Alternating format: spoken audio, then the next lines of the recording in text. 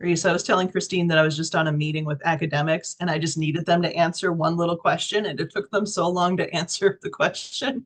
And I was getting very flustered.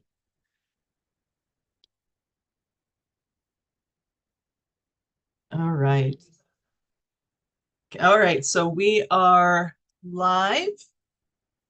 Thank you, everyone. This is our popular culture dialogue on the current state of the Marvel Cinematic Universe. And I think this is a very important thing for popular culture scholars to be thinking about and talking about, given the economic impact or dwindling impact, perhaps, but of course, the larger popular culture impact was the creation of this idea of a cinematic shared universe. So we want to get into that.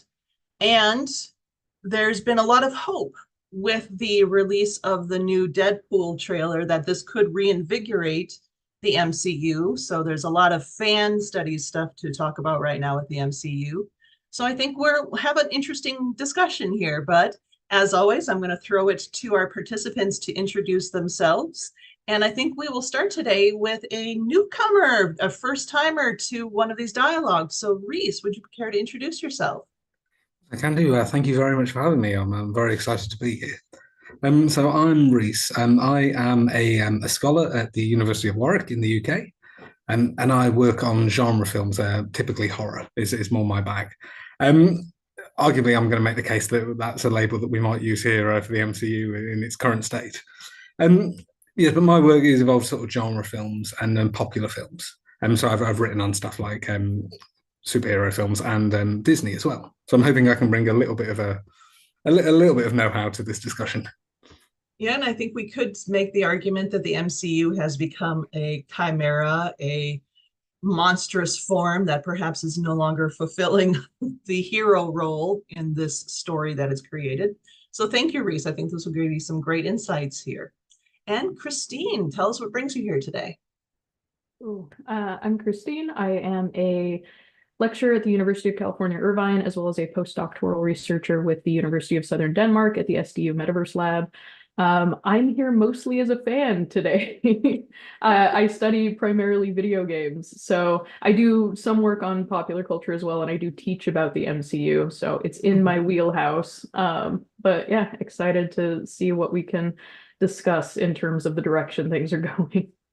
Well, and I think that shared universe concept has become so big and across so many different types of technologies now, too. Like, I know I just cheap plug have a book out on the televisual shared universe, and I'm seeing so much of this coming, I think, into video games now, too. The idea of like a ludic shared universe, perhaps, is a new term that we can coin on that one. I don't know, maybe someone else already has, but I think that insight is also going to be useful for thinking about how far the MCU has come.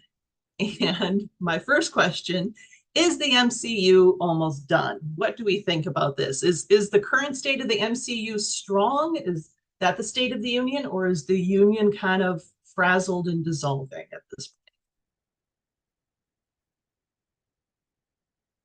I don't know who would like to start, more of the fan or more of the academic. Reece, you want to go ahead? If so, I'll leap in. I'm of the view. I say I come to this as a fan as well. I should say I'm of the view that probably yes.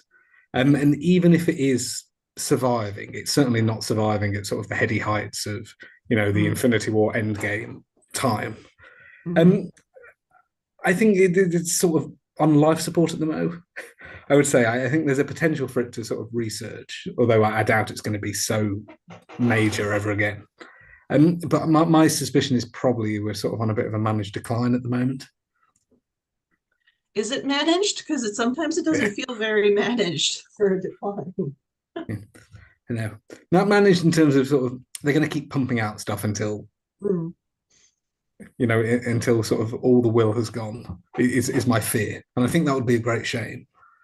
Yeah, but I do think part of it too is that they're reacting, of course, to things beyond their control, especially Jonathan Majors, and they had a whole Mm. plan for this current phase. I'm not even sure what phase we're on, but they had a whole plan.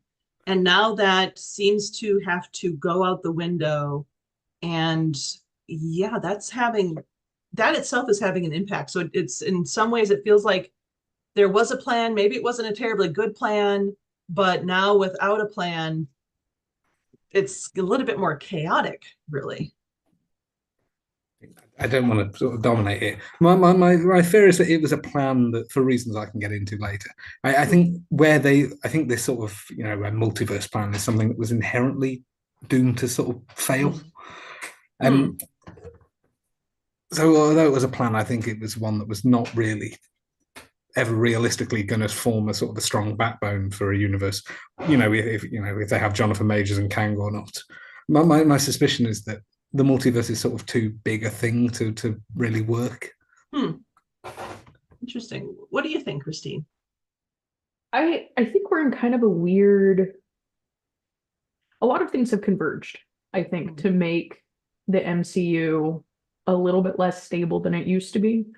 I think on one hand, you have characters moving out, actors moving out of the MCU who were staples, who were one of the major draws. You have new characters, new actors being introduced that maybe aren't connecting as much with the audience. And I think it's at a point where, one, things became very formulaic. And you see this in a ton of industries, but they found something that worked and they wanted to just keep doing that thing, but that doesn't always mesh or resonate with where culture's at. You can't rely on just the same message or the same format to continue pulling people in. With those things considered, I do agree with things like the new Deadpool movie or some kind of IP that's going to be exciting or new or refreshes things in a similar way to like doing something completely new, like what we saw James Gunn do with the original Guardians of the Galaxy, which I'm repping today with my shirt. But I think with those instances, you'll probably see a little bit more of a draw, but with just pumping out the same kinds of movies with new characters, I don't think it has the power that they were hoping it would.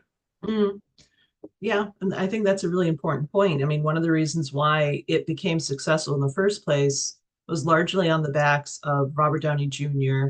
Then you add on Chris Evans, you add on Chris Hemsworth, and even Chris Hemsworth, his movies, for at least the first two, weren't strong, but he was a strong characterization. And then bringing them all together as the Avengers seemed to help things mesh, but it was definitely a connection with those characters. And they weren't characters that people were familiar with, because unless you're a comic fan, you didn't know who Iron Man was. You didn't really know who, maybe you knew a little bit who Captain America was, but those were fresher faces. And the question will be, like, I'm hearing rumors that they want the next Avengers movie to be highlighted by Spider-Man, Doctor Strange, and the Fantastic Four. And we know Doctor Strange and Spider-Man. Spider-Man of those is definitely the most popular. But the question is going to be how well the Fantastic Four is going to be handled. And I think the casting of Pedro Pascal is interesting. Largely, it seems to be fan casting and taking a known celebrity that a certain segment of fans have really latched onto as a way to try to draw people into the Fantastic Four. And this is going to be the third version now of the Fantastic Four that we'll have had too. So we know the Fantastic Four. The question will be whether or not we'll actually go along with this version of the Fantastic Four. It struck me when the announcement was made, was it sort of 2 weeks ago or so, who the cast were, sort of that it sort of landed with a massive whimper. But it was. I remember announcements of previous heroes in the past, Doctor Strange and sort of the excitement of Benedict Cumberbatch. Sort of all the hype around sort of Spider-Man No Way Home and sort of seeing these people. And then the Fantastic Four casting just sort of landed on Twitter. I didn't even realize it had happened, to be honest, until because it seemed to be trending every week, just people guessing that Pedro Pascal would be Mr. Fantastic. And it was strange, sort of how sort of little anyone seemed to care about it. I don't know if it's because these are characters that we sort of know before. There's been a lot of online about sort of that the perfect casting already existed in Ewan Griffith in the sort of the two mid 2000s Fantastic Four films. As you say, sort of an unusual amount of backlash against Pedro Pascal sort of being the actor of the moment in everything. Mhm. And Mhm. it's weird because I know 10 years ago, so when everyone was sort of really clamoring for Fantastic Four, I feel like this would have been sort of a major splash. Mhm. And it just, I mean, from what I've seen, hasn't been in the slightest. I mean, aside from Pedro Pascal, though, he's kind of the only real known commodity of those four. If you're a Stranger Things fan, you know the person who's playing Johnny Storm, but the person playing Sue Storm or Ben Reed, they're not exactly well-known names. So, I mean, on the one hand, that's good because if they handle this right, that means those actors will be highly associated with these characters, I suppose. Um, but yeah, it might be harder to gain the interest. And the one thing I have seen people speculating on is the idea that this is going to be set in the 1960s.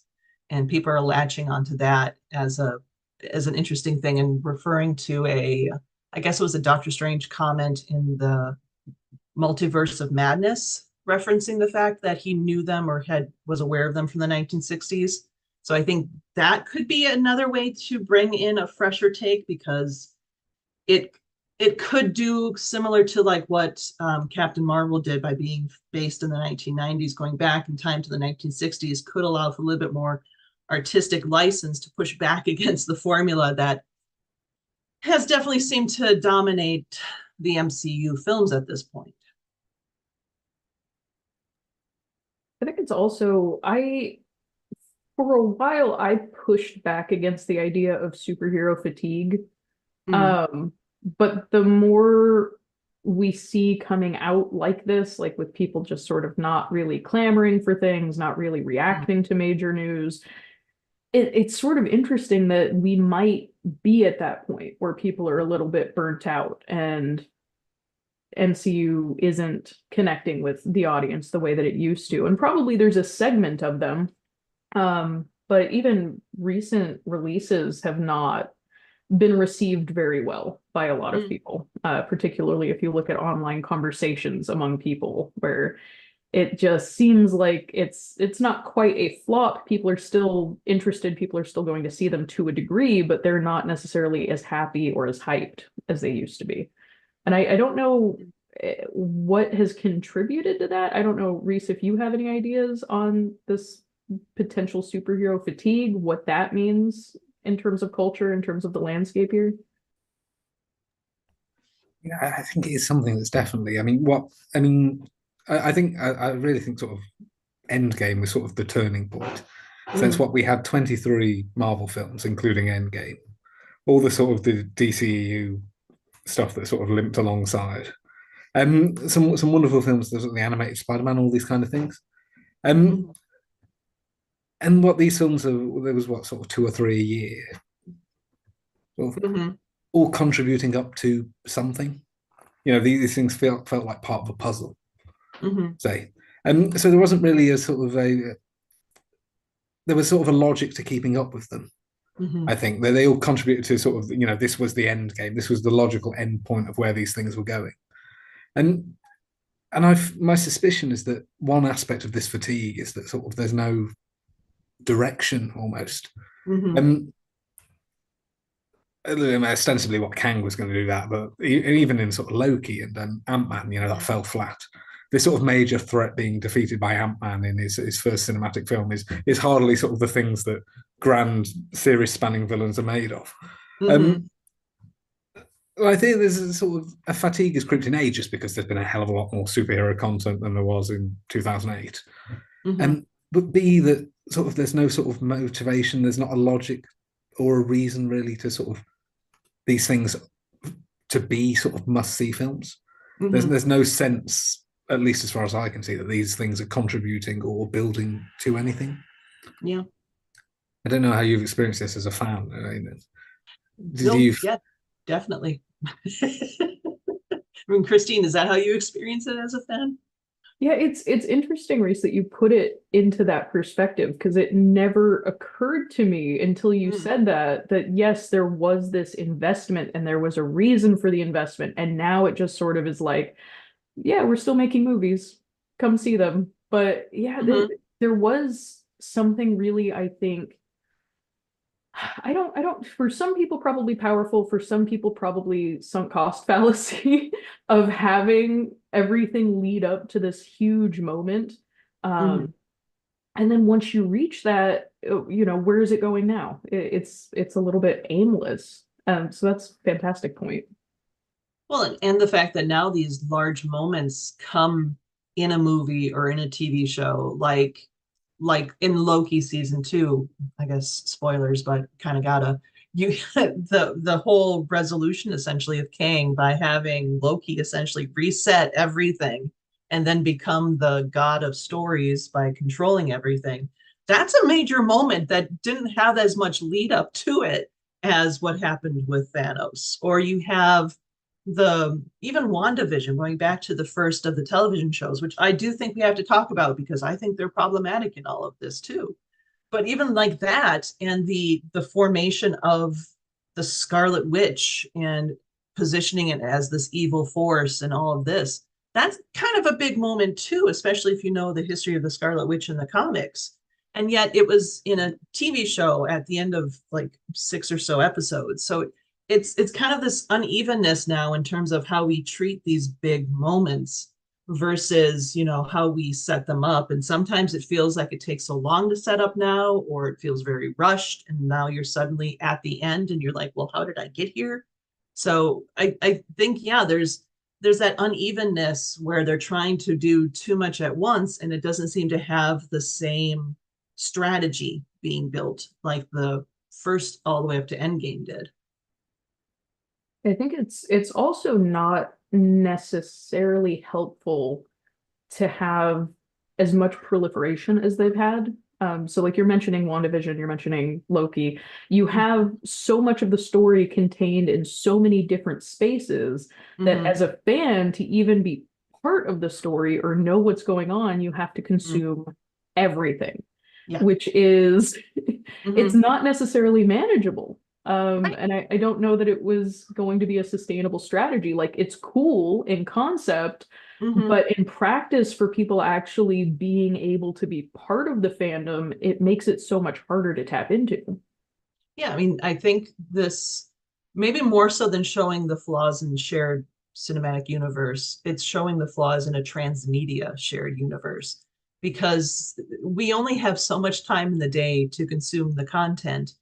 And then, of course, there's that idea of calling it content, which might be a big problem here. But one of the things I remember when it was announced these were going to start showing on Disney Plus, these TV shows, I was like, I do not want to pay for another streaming service.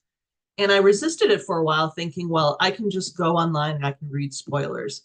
And yeah, you can do that. You can get the information, but getting the information is not enough to drive the fandom. You need the emotional connections to what's going on in the stories and the content. And right now, I think it's harder to have those emotional connections. One, because it is so transmedia, but also it's because things feel very rushed or very slow, and that pacing makes it harder for you to stay invested at times. Like I watched was it 5 episodes for Echo, and I thought there was some interesting stuff happening there. The only thing I cared about was Kingpin because of my emotional connection to him previously from Daredevil and even Hawkeye. But the rest of it, I'm like, okay, good, new superhero. Don't understand her at all. Don't really get what she's about. Don't really have an emotional connection with her. I think it's great that she's Choctaw. I think that's fantastic. But academically, yeah, interesting. Fandom, emotionally, zilch, nothing. I think you've hit upon sort of a really sort of key point here as well, in that it feels that these shows and films now are sort of essentially using sort of cameos and established goodwill for properties that are not their own in Mm-hmm. order to sort of excite audience interest. I mean, Mm-hmm. I admit, I sort of enjoyed No Way Home and sort of wept when the two older Spider-Man appeared. But Mm-hmm. now every sort of film feels sort of a campaign of who's coming back. Mm-hmm. I mean, all the discourse about the multiverse of madness was who might appear in the sort of an alt universe. Mm-hmm. When it looked like the Marvels was sort of going to do poorly and sort of before its release, there was the whole thing about will the X-Men appear? And Mm-hmm. And it feels there's less of an attention given to sort of building up these characters, to making that an emotional connection that you discuss. Yeah. Then there's so much sort of relying on goodwill that exists for properties elsewhere. I mean, even Deadpool, for which I'm really quite excited. I'm excited for in large part because of Hugh Jackman returning. It feels it's sort of a very cheap trick almost. You know, we cared about Iron Man and Robert Downey Jr. We cared about Captain America. But sort of these new characters that appear, I don't care about. Yeah. I mean, thinking about the Marvels, my goodwill towards like Captain Marvel and Ms. Marvel are more from the comic books than the actual portrayals in the movies. So then if you add on that aspect to this transmedia shared universe, then it gets even more complicated because, yes, I love Kamala Khan in the comic books. I'm still not happy with the way they treated her in her television show and then in the movie, because the powers that they gave her, because they didn't want to do the embiggen powers or whatever, makes me upset. So you have an affective reaction from me, but it's not a very good one, not one that's going to sustain me engaging with these content, with these movies the way you want me to.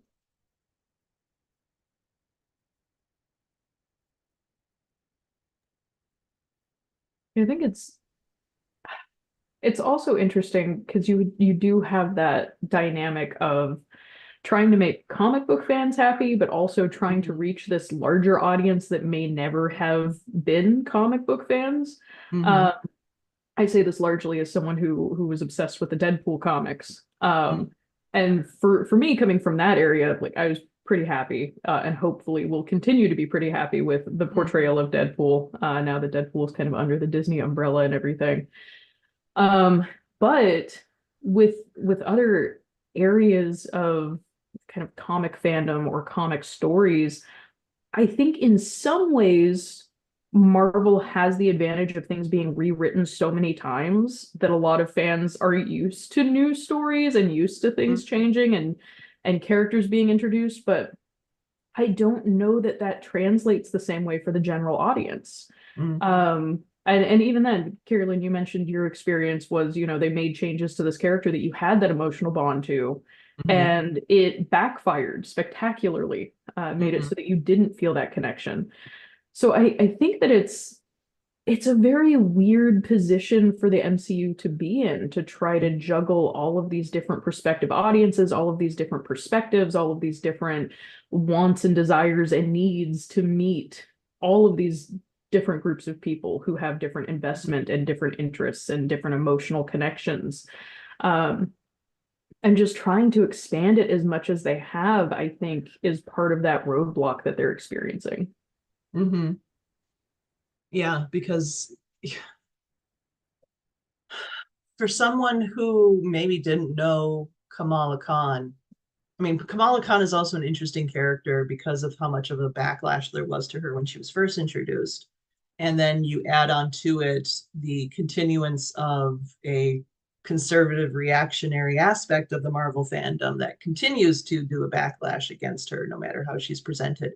But one of the things I found interesting that is in adapting the character, Marvel seemed to focus more on her being a fangirl than her being, you know, an inhuman, because apparently that's something you cannot at all do in the Marvel Cinematic Universe, given what happened with that TV show. And then they definitely didn't talk about as much about her political activism or her religious identity or things like that. They really focused on the fangirl aspect, which someone pointed out that it works in the comic books because of how long Captain Marvel, or Carol Danvers at least, has been around. But it doesn't make sense in the Marvel Cinematic Universe because of how absent she has been. So there are these choices that are being made where the logic doesn't even seem to be there, let alone the strategy of building to something else. And I think that's problematic too. And part of it is maybe part of the formula as well, how much humor all of these movies now have to have. Like, I still don't understand Doctor Strange's humor in Multiverse of Madness, because that's not his character, but all of a sudden he became funny joke man, and that didn't make sense. So that logic of their own characters, that consistency you expect in a story world, seems to be impacted these days as well. I would agree with this entirely. It feels, I mean, I don't want to say sort of these things are sort of, cookie cutter, but they do broadly follow the same, and they seem to be getting lazier. I say as the scripts go along. I mean, speaking of a multiverse of madness, there's this scene in which what sort of the important backstory is imparted by sort of a stop at the memory shop. It's so lazy, it's untrue. It does feel like these things don't hold up as much as they used to, and then the moments of sort of seriousness, I'm going to say, where sort of, I mean, Multiverse of Madness, sort of, Scarlet Witch slaughtering the Illuminati, or that's the sort of the grey planet in Thor: Love and Thunder, where sort of no light is, no color appears. These moments are sort of stay with us. I think almost because they're outliers, because they sort of dare to do something different in the films that otherwise are sort of very jokey and juvenile and will do that sort of no matter the fault. And part of it, thinking about this from a fan perspective as well, part of this may be the problem that, okay, so you're thinking 2008, this all starts, that's what, 16 years ago now? So the kids who started with that, they've gone through teenager years, they're in young adult years. And we know this from looking at the history of comic books, that as time got on, especially when you're moving from 60s, 70s into 80s, then you start getting into the grim realistic, we need to take things a little bit more seriously.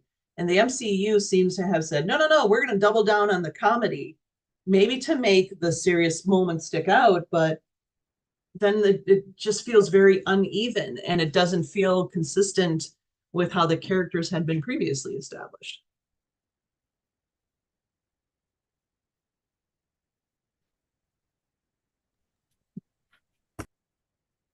Christine? I'll be moderator. I'll do my job. Okay. I was just gonna say, and this is 100% speculation, guessing. There might be some motivation of, since it has been going on so long, trying to get new fans in. Like, it has been, 16 years. People who were kind of attached to the MCU when it first started probably maybe are having kids. Maybe we can get the kids in on this. And I think one of the last conversations that we had during one of these, Carrie Lynn, was very much aligned with that idea. I think we got on the topic of like Disney and trying to farm out nostalgia and things like that to maybe match up with, okay, so we want the kids in, we want the parents in, we're going to try to make everyone happy with this. I think there might be some element of that here that's trying to drive this forward. Just because, it's potential dollar signs. We can maybe sell more tickets. But I don't think it's quite, and merchandise. And I don't think it's quite panning out that way. But I could see behind the scenes some potential, again, 100% speculation, some potential drive there. I think that's like a basic political economic approach. I'm not even sure it's speculation. That's just probably what's going on, Reece. I'd say I agree with that. I mean, if we think sort of the end of the Marvels, where sort of clearly it's sort of aiming to set up this sort of young Avengers team of sort of these new franchise faces that will hopefully carry them forward for years to come. It's a case of, how do you keep things going when, I'd say 16 years, we've lost a lot of actors. My suspicion, is that, Spider-Man and Black Panther and such, and Captain Marvel would have been sort of some of the linchpins. But obviously for multiple reasons, that's not likely. And it's a challenge that I do sympathize to an extent, is how do you keep sort of what is essentially a character-driven franchise going when all the characters people like have gone and you're struggling to sell the new ones. It's a challenge that I think sort of Disney execs have not cracked at the moment. It may be that these forthcoming figures, Deadpool or the Fantastic Four, may turn out to do the job. But at the moment, it feels there's a gap there that has emerged for a variety of reasons. Obviously, the sad passing of Chadwick Boseman, sort of the wranglings with Sony and about Tom Holland, and sort of this fan backlash against Captain Marvel being sort of an overpowered figure. And I'd agree that there is a sort of there is continual attempts to set things up, and none of them seem to be landing at the moment. And I think that is the challenge if the MCU is going to continue in sort of any sort of major, substantial, economically successful way. It's sort of what are you building it around, and who? Well, and I think we also have to think about context-wise, just the extent to which the pandemic probably impacted their production plans as well. I know, like, the introduction of Blade, which could have been a way to provide a more serious, grim, dark, gritty approach, building off of Werewolf by Night, that type of idea, that could have been helpful at this time, especially as a lead-in then to like Deadpool, especially if Deadpool is able to maintain that type of R rating. And I guess the trailer seems to indicate it with his discussions of pegging. Ooh, look at me being edgy. So the pandemic, I think, did have an impact on some of these, and we're not sure now when we're going to get Blade, or other things have been impacted by moving back. But even with that in place, there seems to be that formula has created such a stranglehold on artistic art expression. It's like they saw Thor Ragnarok and what Taika Waititi did, and then they tried to make everything like that, which is not how you create a multiverse, because a multiverse should have different approaches, like of the Ultimate Universe versus the standard 616 universe or something like that as well. And it doesn't seem that they have understood that aspect of the multiverse. It's just multiverse was like, ooh, hey, cameos, Easter eggs, fun things that way is what they've kind of latched onto. I think we have a problem as well that sort of the multiverse is fundamentally, to my mind, sort of it can't be understood. Sort of the idea of the universe being under threat is sort of, large but comprehensible. But the idea that there are sort of trillions of realities that sort of you can just farm in heroes from who knows where, and all, it's so large as to render these things meaningless. If a hero dies, why can't we just bring one in from sort of next door's universe? It's I think a fundamentally flawed thing to sort of base your threat around, because it's so vast as to mean nothing. Christine? Yeah, and I mean, the multiverse has a long history with the comics, but I think including it the way that they have chosen to was strategic. In that, yes, they can just pluck anyone out from any of these trillions of universes, which means, as a fan, don't worry if characters disappear. We can just replace them with someone else who's the same character effectively, or a brand new character. And so, yeah, on one hand, it significantly lowers the stakes. But on the other, I think from their perspective of trying to create things, it makes it much easier when you have actors exiting. And I think it was part of that strategy that doesn't quite line up with the actual experience of fans or the actual interests of fans. And I think in some regards, at some point, you just have to accept that you've created something really good. And maybe don't take shortcuts to try to keep it afloat. It's that idea that, it was actually in the Age of Ultron where they thought were Vision's confronting the last Ultron bot. And he says, one of the beautiful things about humans is that they end, that life has an ending. And I think that's one of the things that both comic books and these movies are forgetting, is that, sometimes it's just beautiful when things end. But then the idea of, let's say, well, let's bring Iron Man from universe blah, blah, blah in. If it's not Robert Downey Jr., you're going to have a huge backlash to deal with. And even with trying to bring Ironheart in now, too, thanks to Black Panther, Wakanda Forever, that's also going to be a problem, because Ironheart would have the backlash from the fans who are reactionary. And maybe part of the thing is they have to stop trying to please everyone, and they have to, again, allow for artistic vision to come through and allow for the creation of characters that will connect with some people, because your fandoms are never going to include everyone. That's not how a fandom works. And if you're trying to include everyone, you're just setting yourself up to fail. I'm thinking, when you say this, I mean, we're talking the MCU, but I fear this is sort of a Disney-wide problem at the moment. I mean, well, they're sort of pumping out films that sort of are designed to please everyone and are landing with no one. I mean, Christine already mentioned the sort of nostalgia remakes of all these classic animated films. We've seen their new things flop hideously as well. What Wish and Strange Planet and those kinds of things. And it sort of seems at the moment Disney aren't quite getting what audiences are after. And the numbers are, backing up this idea. I think it was earlier today that their sort of story lead, a senior exec, has been sacked for, overseeing a run of sort of commercial disasters. It feels like this would really be a good moment to sort of stop and reevaluate what content is being put out. I know it's a dangerous thing to say for sort of any executive, but after a run of things not landing and having the numbers to sort of back that up, and something is evidently not working, and then just running down and doing the same thing repeatedly, cutting and pasting these films, but changing the hero in the costume. Is I think sort of a daft move, really. Yeah.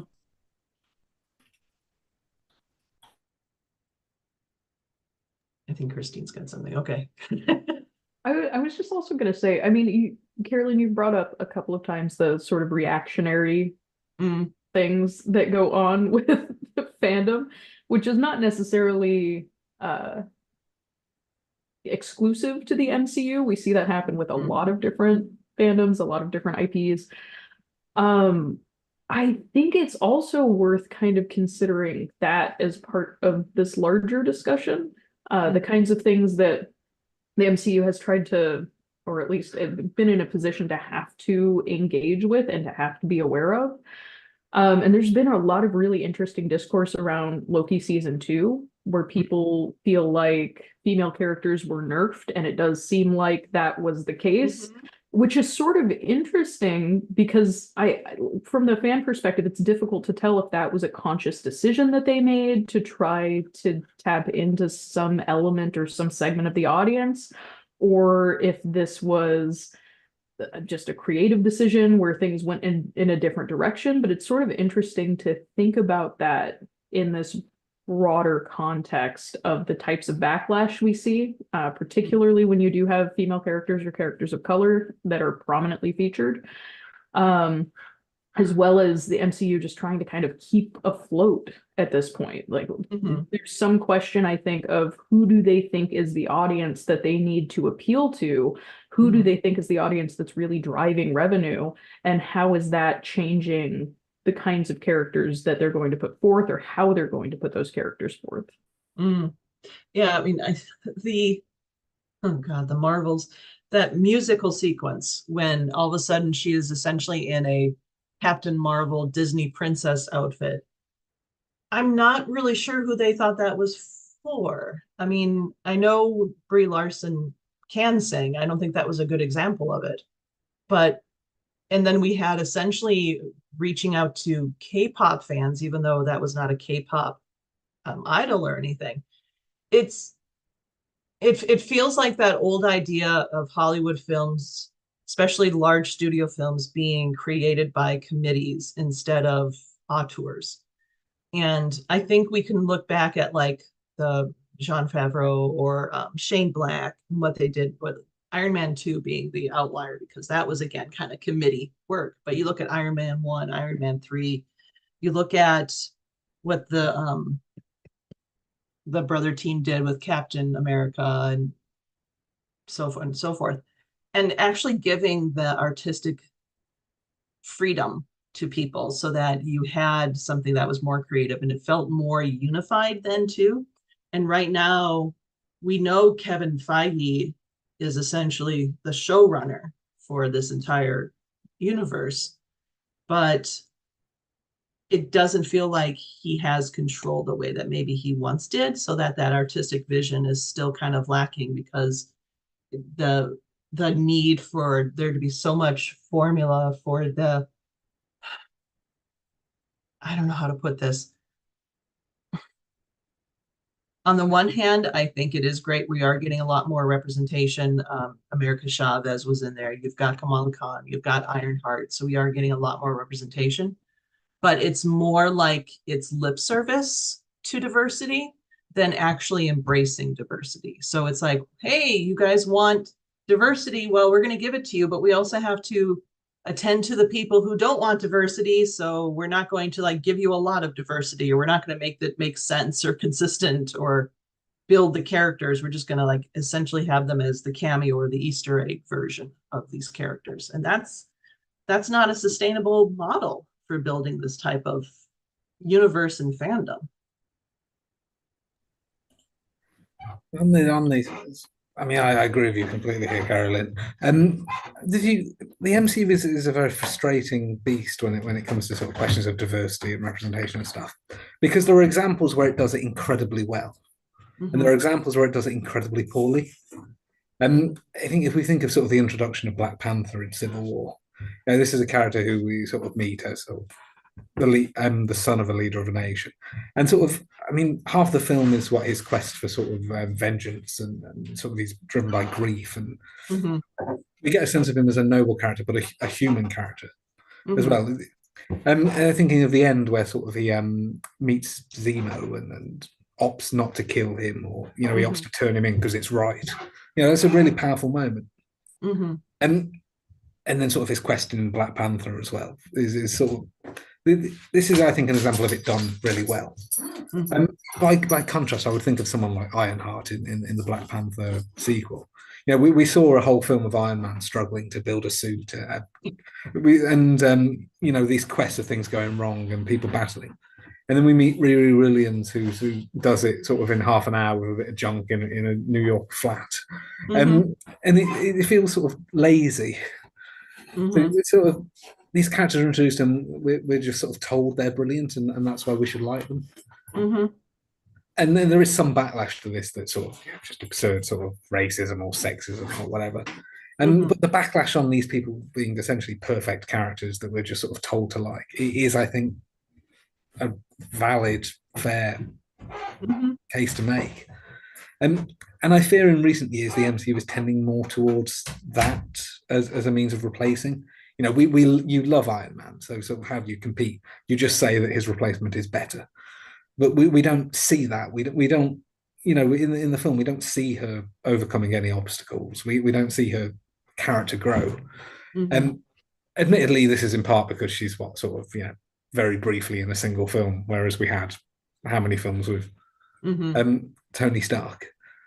And it's sort of basic writing almost. The reason these heroes' journeys have persisted for years is because they work. They make you like a character. And the MCU seems to have forgotten this. It's just trying to introduce these replacements fully formed, and then wonders why people don't get behind that. Well, in like with Ironheart in particular, she's introduced there as a tertiary character almost, and largely that's just because they want to be able to bring her into Young Adventures, or to give her own, I'm not even sure if it's a show or a movie that they're planning at this point, but that idea of, oh yeah, well, we know we need this character at some point in the future, so let's quickly shoehorn her in here when it doesn't make complete sense to do so, instead of focusing on what they could have just focused on, which was the Atlanteans versus, and they're not even called the Atlanteans, but the Namor and Name Only, as my partner Chris says, Namor versus the Wakandans. So I think it could have been a tighter movie and maybe got you to care more about Namor, even though that backstory was so long and so much exposition that it was kind of the pacing. It just, so many of these movies, the pacing is so uneven and it's hard to get interested in it because of that, I think. I don't know. I'm just griping now, I feel like. I think that there is something to that, though, and I feel like a lot of people have forgotten where the MCU came from. Like, you did have all of these movies that were created that gave you this backstory over a longer period of time, allowed you to kind of connect to these characters, but they were also not particularly well-received movies or highly successful movies, not in the same way that we've seen in the last, a little bit over maybe decade or so. Earlier films did not do quite as well. But you also now, I think you have a couple of issues here. One, you have the Mary Sue problem, where you try to very quickly introduce these characters and force people to care about them, but then it makes them feel like, okay, so where did this character come from? Why should I care? Why are they so good at everything immediately? I don't know anything about them to show me that backstory, which often falls very, very flat. But you also have kind of a Titanic problem where they feel like they're too big to fail at this point. And I think that one prevents them from following the same kind of pattern that actually made the MCU successful to begin with. And two, it sort of gets them lost in this idea that, yeah, we can just pump stuff out and we'll be fine because we have already this backing, we have this foundation, but they haven't built a true foundation for these new characters. This actually, I just had a thought given what you were just saying, Christine. I was talking in my fan studies class yesterday about how at the heart, every fan is vulnerable, and it's their vulnerability that they're engaging with. And that can cause, a lot of issues and insecurities, but we need to embrace people being vulnerable because that's what it is to be human. And the Marvel superheroes, that was like their big thing in the 1960s, was that they were opposed to the DC superheroes by being human, by being vulnerable. You could see their weaknesses. And if you look back at the first MCU movies, I think you saw that vulnerability on the line. You saw Steve Rogers, I could do this all day, but he was such a weakling. And even when he was muscular, he was still vulnerable because of his heart was with Peggy Carter. Or, literally Tony Stark was vulnerable because his heart was damaged. But then he was also vulnerable because of other ways. And we got to have this experience of seeing them vulnerable and working with them in dealing with it. But now we're given these characters where we don't have that. So Ironhearts, there's no vulnerability. Kamala Khan had a little bit, but not much. But then Monica Rambeau, Photon, not really a lot of vulnerability. The vulnerability for Captain Marvel is still there a little bit. Doctor Strange, he had it because of his first movie. So I think we're forgetting the fact that Marvel's strength was always in the vulnerability of their very human characters. And that's what leads us to connect with them. And I have a feeling James Gunn knows that. And that's going to be happening in the new DCU. That's going to be my guess.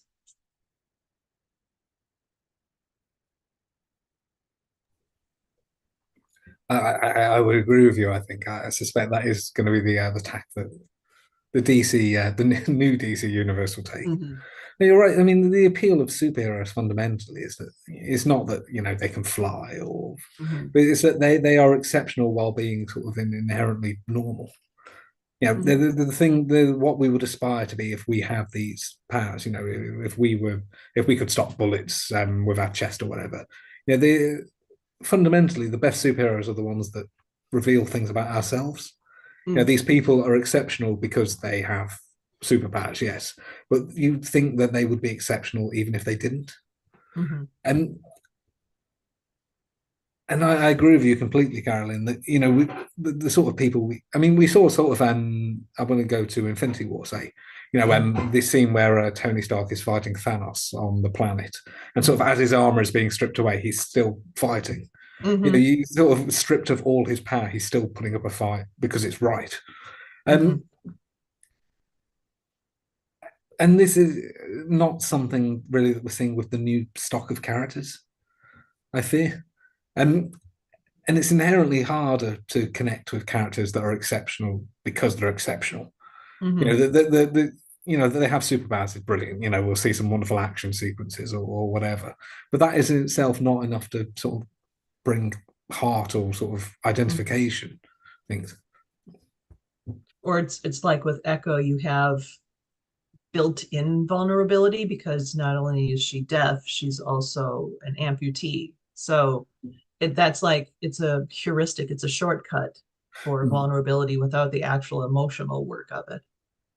Yeah, definitely so, yeah.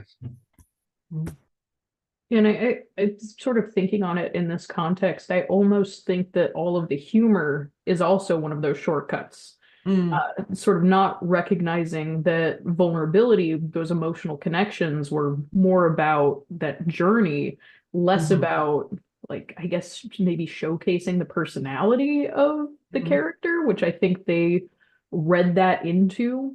mhm. Um, and so now you just have humor as this, okay, well, you're supposed to like this character. Look, they're witty and funny, and you can connect to them on that level. Right. Which it doesn't have the same kind of emotional impact.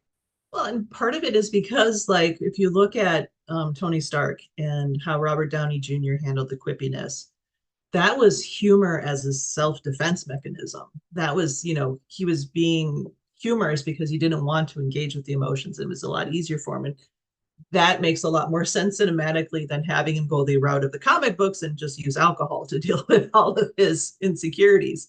But a person who is just being humorous and you don't get that sense of why they're being humorous, again, it's that consistency, that logic just doesn't make sense to us. I fear there are quite. I mean, I'm sure we can all think of examples where the jokes are very sort of forced into cases where, and I'm thinking in Thor: Love and Thunder, where sort of Jane keeps joking about sort of not having a catchphrase, as though any of the heroes Mm-hmm. at that point had a catchphrase. Mm-hmm. And some of the best moments of the franchise are those where it chooses to forgo that. I'm talking Tony Stark. I'm thinking sort of the end of Civil War, him and fighting Steve. Mm-hmm. Fundamentally, what it's a fight between two friends over, Mm-hmm. and it's sort of quite a heavy emotional moment. Now, if he was quipping gags, it would sort of lose that entirely. Mm-hmm. And there's a Yeah. sense of, I feel, as Christian says, sort of a shortcut. They sort of are growing to cope. They're the sort of coping by injecting humor when they sort of don't know how to deal with the Mm-hmm. moment. And it's interesting that fans are now putting their faith on Deadpool because that's kind of like Deadpool's MO when it comes to jokes, right? He's so much of his joking and quipping is because it's a way to handle the pain, physical, mental, and emotional that he has. Or am I reading Deadpool wrong? I think that's an accurate read on Deadpool. But I don't know. I know we don't have that much time left, and I'm not going to go on a rant about Deadpool, maybe. But I feel like a lot of these characters, sort of like you're hinting at, Carrie Lynn, do lend themselves a little bit more to that, and I think the source material is helpful for that context as well. And you do see with, like, Deadpool, for example, you do see those struggles and that vulnerability, and you do know why he's, to a Mm-hmm. degree, making these jokes and being humorous and being sort of absurd at times. Um, but with a lot of these other characters, like we're saying, is it just doesn't make sense necessarily. It doesn't Mm-hmm. have a purpose or a reason or an impact. And that was one of the things that, as a viewer and as a fan, in Multiverse of Madness, it didn't make any sense for Doctor Strange to be the character he was suddenly. They took away so many things that made him Doctor Strange. Like, suddenly he was doing things that didn't make any sense. He was trying to be the funny guy. He was no longer seeming like that kind of tortured genius character that we Mm-hmm. originally got. And I think taking that away also removes some of the balance that used to be in the MCU in terms of the characters that we see, how they interact with each other, how we read them and relate to them and understand them, which is also, I guess, as a fan, really disappointing to Mm-hmm. have these sudden changes injected into these characters because they're trying to match this new formula that they feel is successful, which is really just undercutting all of the things that made the MCU successful to begin with. I'm thinking of even like the Falcon and Winter Soldier. And like the Winter Soldier should barely ever smile. When he smiles, it should be in a momentous moment because of everything that he's gone through. He should be, the straight person. And I could see the Falcon being more of the quipster because that's even from comic books. And that was even with him with Captain America. But the Winter Soldier should be a dour, serious individual who, when he does smile or if he does quip, it is kind of like, wow, this is like an emotional breakthrough for this character. And yeah, with Doctor Strange, given everything that he's gone through and everything that he knows about reality, to have him be a quipster and like what he did to Bruce Campbell on that universe, I'm like, where did this come from? This is not Doctor Strange. I'm very confused. And you don't want your audience confused unless it's for the purpose of the story.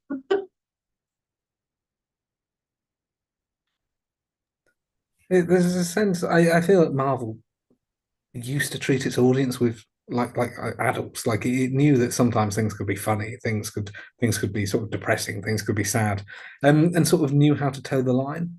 And I fear it sort of crept away from that in recent years, trying to bring everyone on board.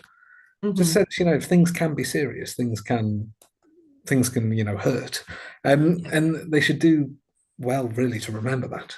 This is not me saying that sort of every film has to be a sort of a sort of 4 hour art film that's sort of Right. endlessly depressing, but have a sense of the balance that they used to be able to get right.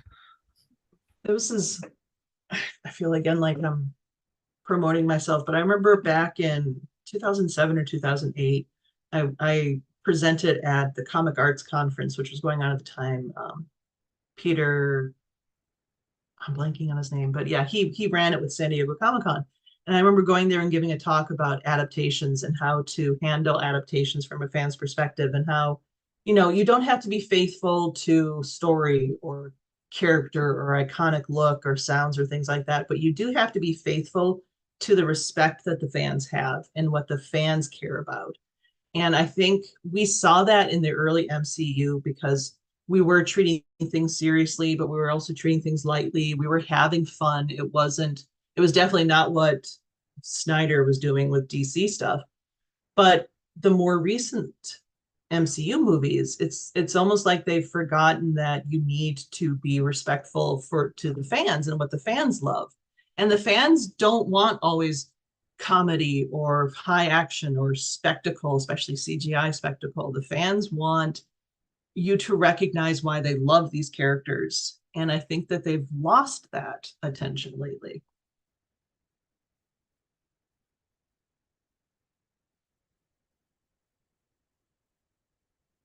I don't know if either of you, Christine, go for it. I was just gonna say I agree with that, and I think that that's one of the things that has made Deadpool really successful. Just to talk about my favorite superhero, um, I I think that that's one of the things that's really worked for Deadpool and why you still see some of that hype. Not just bringing back like Wolverine, not just these cameo opportunities or anything like that, but Mm-hmm. also that it's tapping into what the fans like. And I mean, it was a struggle to even get the first Deadpool movie made to begin with because of Mm-hmm. what executives thought was supposed to be in a superhero movie. Mm-hmm. Um, and so, yeah, I think I agree. One, risk taking, not just following the formula, but also two, respecting the fans and respecting that the fans know who these characters are supposed to be, and also what makes characters amazing for fans, Mm-hmm. what makes them someone that you want to care about and want to connect to. Mm-hmm. And it'll be interesting to see how Deadpool fits in with the MCU, especially given the TVA's enrollment in the upcoming movie too. And that if that again has the possibility where if you don't know Loki and you don't know the TVA, is that going to be a harder thing then to understand what's going on? That's going to remain to be seen, I guess. All right, so we are at time. So I kind of just maybe want to get one final thought. From a fan perspective, is there anything coming in the MCU that you're looking forward to? I think I know Christine's answer, but I just want to put that out there.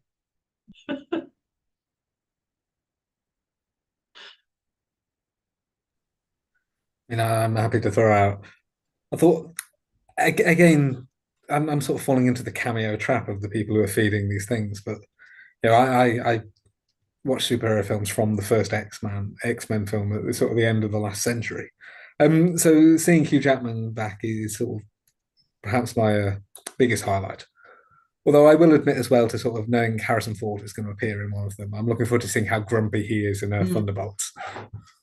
Or if they actually go with the Red Hulk too and have him do motion capture for Red Hulk, that would be interesting, given what happened in Dial of Destiny and how uncanny valley young Indiana Jones was. Christine? Yeah, definitely Deadpool. As someone who was completely obsessed with the comics, and they knew me at my local comic book shop and always set them aside for me. I'm very excited about Deadpool, and I think that's probably, and I hope it doesn't disappoint me, but that's probably the main thing that's keeping me around for the MCU at this point. So if Deadpool doesn't work, it could almost be end times for Christine in the MCU. Interesting. I will still watch, but begrudgingly. I think that's kind of where I'm at right now. I'm begrudgingly, because She-Hulk was so hard to get through, and that's one of my favorite characters. I am curious to see what they're doing with Daredevil, because again, I have so much fondness for that character from the Netflix series, and especially the actor. Charlie Cox is just amazing as Deadpool. So I am kind of looking forward to that. I think Deadpool can work as long as the auteur is Captain Ryan Reynolds, because he's been really the auteur behind what that Deadpool has been in the film. So it'll be interesting to see if that stays. I'm worried that they're going to do too much of Deadpool's meta approaches and do the wink wink, hey, yeah, we know things aren't going well, kind of like they did in She-Hulk, which really didn't work. So I'm not totally bought on that, and I am going to be interested if Fantastic Four is truly set in the 1960s, if that does help. I'm still not sure I buy Pedro Pascal as Reed Richards, but I will wait to see what he looks like with the gray on his temples and maybe go for see what it looks like when they do the stretching, because yeah, I loved the first Fantastic Four movies, but that was largely due to Chris Evans. So all right, well, thank you for coming in. I think this has been an interesting dissection of the MCU, and the MCU is on life support perhaps at this time, and we'll see whether or not Deadpool provides the defibrillation or the adrenaline rush to wake it up and maybe help it to get back to some of its former glory. I guess remains to be seen, and we'll start learning more about that this summer. So see you all in the movie theaters. Thank you.